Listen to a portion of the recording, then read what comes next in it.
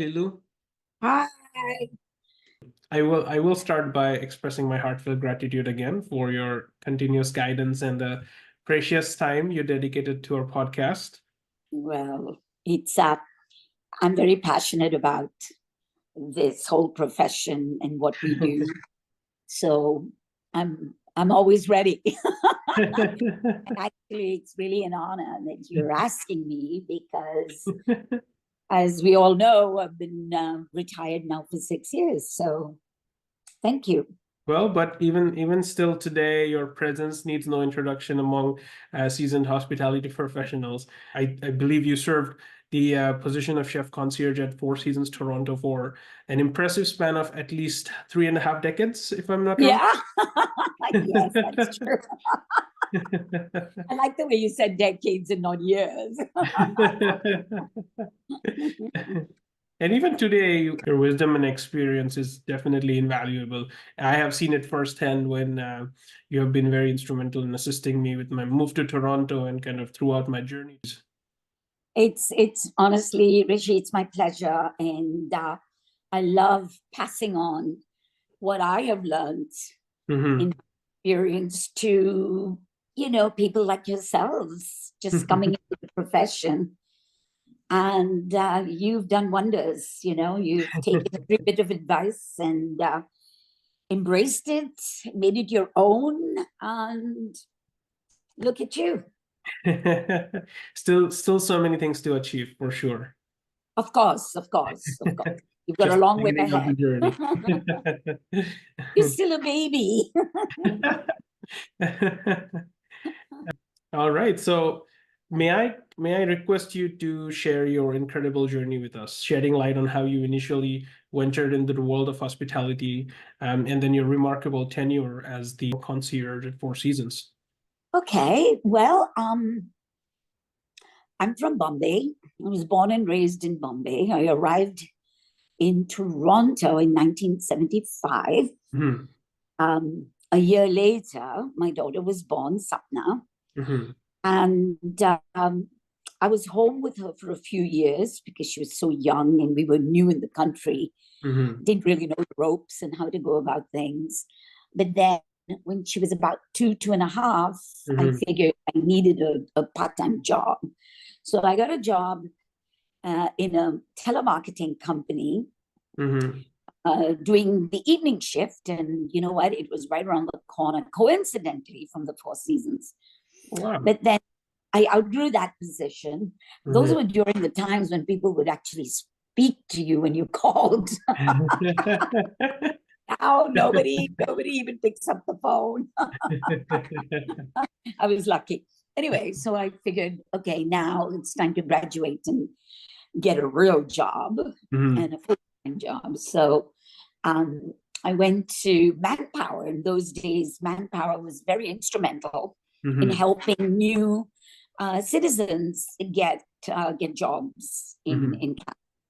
So one of the appointments or interviews that they'd set up for me happened to be for a position of a cashier at 21 Avenue Road. Of course, I had no idea what was located at 21 Avenue Road. So I arrived and it turned out that it was a cashier position in the garage, in the parking garage of the Four Seasons Hotel, who at that time had outsourced the whole parking department.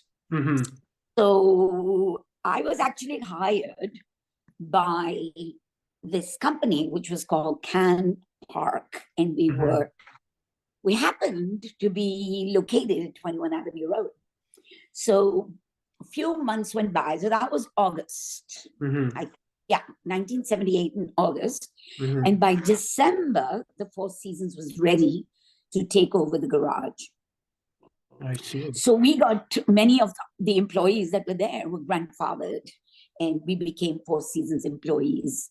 I would say I stumbled upon it because I certainly didn't go and apply at the Four Seasons. But luckily for me, I made a lot of friends, even working as a garage underground, literally underground. And one of them happened to be the executive assistant to the GM. And over the time that, she got to know me, I got to know her, she felt that I was wasted underground and that I had to come up to the front office.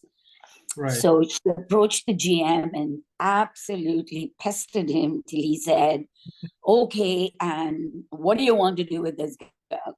She said, I think she should be at the concierge. And he, being European, said, you're absolutely crazy because there are no female concierges. That domain belonged to the guys, Right. But to get her off his back, he said, okay. Well, Rishi, that's how we began. And that's when I started working as a junior concierge at the Four Seasons Hotel. And the rest is history. And you started in Toronto, and then you were, I think you were also in Ottawa for a brief period of time. Yeah, well, I started in Toronto. You're absolutely right. And I got offered this unique position by the Four Seasons in Ottawa, the GM, Jean-Paul Horst, who wanted to establish a concierge desk in his hotel in Ottawa, which did not exist before, and he felt that I would be the right person. Right. So he offered me the position, and I had been newly separated from my husband. So I said, yes, I'm ready to go. So I packed up my daughter. She was 3 at that time. And off we moved to Ottawa. This is before the internet days, so I had no idea the cold that I was going into. No, it must have been daunting. It was daunting, Rishi. I had no idea how cold it was going to be. I had no friends. I knew nobody in Ottawa. Wow. So it was, it was a tough go. But, I spent 7 of my best years in Four Seasons Ottawa. Loved every minute. No, sorry, not every minute. Because when winter came, I used to cry. I can imagine. I mean, we both are not from Toronto. We both came to Canada and started in our different ways, and kind of ventured into the concierge world. So it's oh my God. And Rishi, those days I was a single mom. I had to drop my daughter off to daycare. I didn't drive. And the Ottawa buses in those days, you missed one, you had to wait 20 minutes for the other one. Wow. It was hell. Can't imagine that in the winter, in Ottawa winter. Ottawa holds the distinction of being as cold as Moscow. Wow. And Ottawa, nothing to compare. They have 6-foot-high snowbanks. And everything gets dark. Nobody's outside. It was a tough go. But then they also were the best years, I would say, of my career. Made a lot of friends. I established the desk and really learned what to do and what not to do. It was, we had heads of state staying with us, the whole demographics of the people that used to stay at the Four Seasons in Ottawa were just the highest level imaginable. 7 years later, I came back to Toronto. Amazing. And then you became the chef concierge at Four Seasons in Toronto. That's right. That's right. Amazing. I'm sure in your illustrious career so far, you must have orchestrated a lot of wow moments for the guests. Could you share a standout story or experience that has left a lasting impression on you? Rishi, it's so funny whenever somebody used to ask me that, because whenever I was interviewed by any journalist or TV or anything like that, which have been quite numerous, that was the first question they'd ask me. And they say, can you tell us? Wow. It's a cliche question. I used to laugh and say, you know what? Everything becomes a wow, in the sense, yes, it's all in part of your day's work. And some are more challenging than the others. well, this story comes to mind. It's been written about quite a lot, Rishi, so forgive me, but it was the first time I'd ever encountered something like that. One of my regular guests, he had a son who I'd met. He actually had two sons, but this particular one, him and I really hit it off very well. He used to live in Washington at that time. Okay.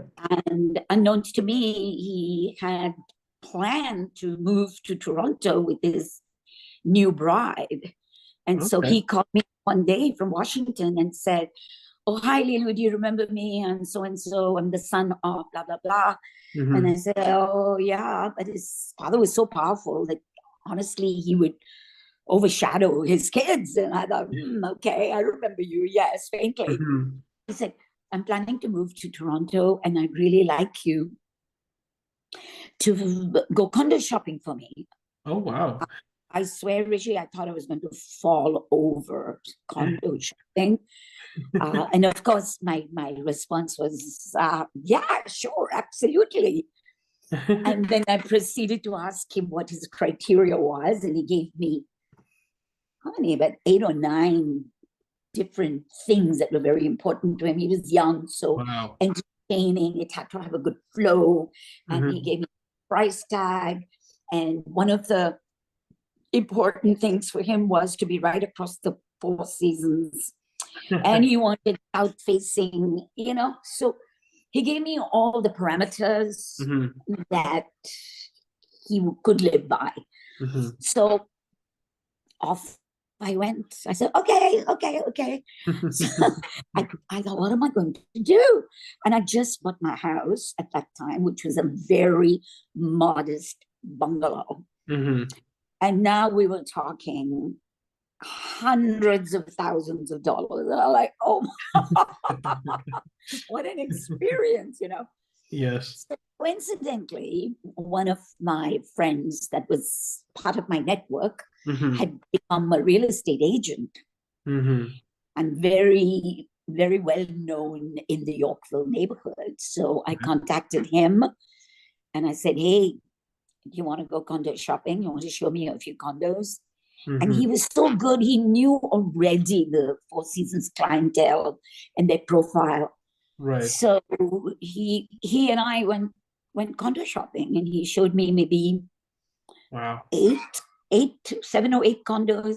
Some of them I had to, delete right away because it didn't meet though it was in Yorkville, it didn't meet his requirements. But then we saw one that I could just absolutely see him in. It was not south-facing, and it was a little bit more expensive. But it was right across from the Four Seasons. It was on a high floor. So everything else fell into place except those 2. But anyway, we narrowed it down to about 3 condos. And then he flew in one day from Washington. So he saw those 3 condos. Just as I suspected, he didn't care for any of them. And then I told him, I said, "Hey, I've got this one in my back pocket. It doesn't fit everything that you asked for, but maybe since you're in town, you might want to take a look at it." Well, Rishi, didn't he fall in love with it? He went for the higher price. He went for the fact that it was not south-facing. Amazing. And he lived there for years before moving away to London. Yeah. So that was one of my biggest challenges in something that I enjoyed thoroughly. And, it all worked out. There was a saying that if Liloo can't do it, then no one can. To get a title like that, you really have to work even harder. Develop a reputation like that. It's tough. And the expectations also rise. So I can imagine the pressure. Yes. Was the apartment hunting, was that the most challenging request you received, you would say, or was there another request that was challenging for you, but you triumphed it? Honestly, that was one of the most challenging for that time. Then when you solve these challenging moments, you realize that there's always a way out. So, Right. yeah, challenges came after that, of course. But to be very honest with you, by then you kind of learned how to deal with those challenges. Right. So they don't become as challenging as they really are, if you know what I mean. Absolutely. I mean, our profession is challenging every day, new request, even though the request can be similar to the last one, but the parameters are always different. So Absolutely. 100% a challenge every time, even if the same request is repeated. Right, right.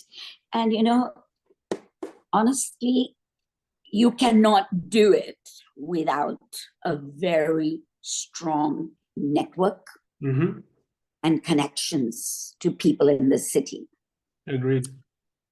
Most important. Agreed. It was in Sarah Dandish's book, From Hospitality Yes. Within, that she had that little triangle there, the triangle diagram, where she listed down the three major components of the profession. I believe timing, network, and money, which is 100%. so I couldn't amazing. agree with Sarah more. Yes, she's fabulous. Oh, yes. Can't wait to meet her someday. I love her. I mean, I feel like I know her, but we've never really met. Now, given the profound challenges brought about by the pandemic, how do you envision the future of hospitality industry, especially in the post-pandemic world? Well, I'll tell you, the way I see it, it's very challenging for people in the industry today. And why I say that is because the whole world has moved towards technology. Right. And having said that, everything is quicker, faster, information at your fingertips. So to be a provider of guest service as a concierge, you've got to know so much. And with this ever-changing landscape that we have in our city with, restaurants closing, opening, shows, art galleries, like there's so much happening. How on earth, can you really keep up? It's a full-time job. Like you can't say as a concierge, I'm going to do 8 hours and then that's it. No, the rest of the time, you're still working. Your brain is still ticking. You're walking down the street and you see something and you go, file it away for a time where you're going to need it. Right? Absolutely. There is no off switch. And then you're reading, and now with social media, information is just coming at you from every direction. I'm not even working, and sometimes I'm going down a rabbit hole because there's just so much information, but I love it. So to me, it's not work, but it is work. Yes. Right. Yes. So And I find that to be a challenge for the current profession. Right. And your guest is ahead of the game. Yes, that's true. You can bet that the guests know more than you do. Right? Yes. And also social media. I think it's extremely important to have a presence in social media. I'm surprised that there are many people who work in our industry who don't. I don't know how they do it, but that to me is very important going forward. Absolutely. And speaking of Toronto, I feel like Toronto is like a living organism. It constantly keeps growing. Yes. So that's how I see it. And also with technology come the challenges that prevent you from developing a personal relationship with your vendors. Yes, because that's true. Vendors now, I mean, you're going tick, tick, tick, tick, tick, boom, you've got a reservation. So you have to work even harder to develop relations with those vendors. Yes. Yes. Because they are the only ones that can help you out in a pinch. If Yes. Open Table says, I have no tables, what are you going to do? Yes. So that is definitely where we're heading and the challenges that I see for the industry. Thank you for sharing the insight. I'm certain that our young listeners, the curious onlookers, as I call them, will definitely try to prepare for this challenge. Yes. Lastly, Liloo, as someone who has reached such remarkable heights in the world of hospitality, what advice would you impart to individuals aspiring to build successful careers in this dynamic and ever-evolving industry? Well, I would say be prepared to work hard, go the extra mile, anticipate a guest's needs, stay humble, be genuine and authentic. Yeah. So, when I was working, I can't even count how many people I've had the pleasure of working with on my team. And of course, I always had my things, my philosophy that I would tell them, and they started calling them Lilooisms. And I really do have some Lilooisms. And maybe I'd love to share with you. Absolutely, absolutely. My very first one is there are no problems, only solutions. Right. And this one I'm very, very, how should I say, committed to, and that is get it right the first time. Right. When somebody's requesting something, make sure you get everything right the first time. Exactly. Times, somebody's half listening and the person has said, I want an 8 o'clock reservation. And then they'll give them a reservation for 7 o'clock because they haven't listened. If you can't get a table at 8, then you have to say that. Say, I'm so sorry.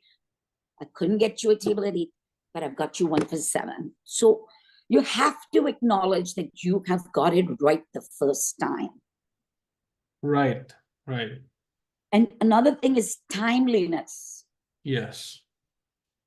Even if you're working on something and it's going to take you a while, let them know so they're not wondering what's.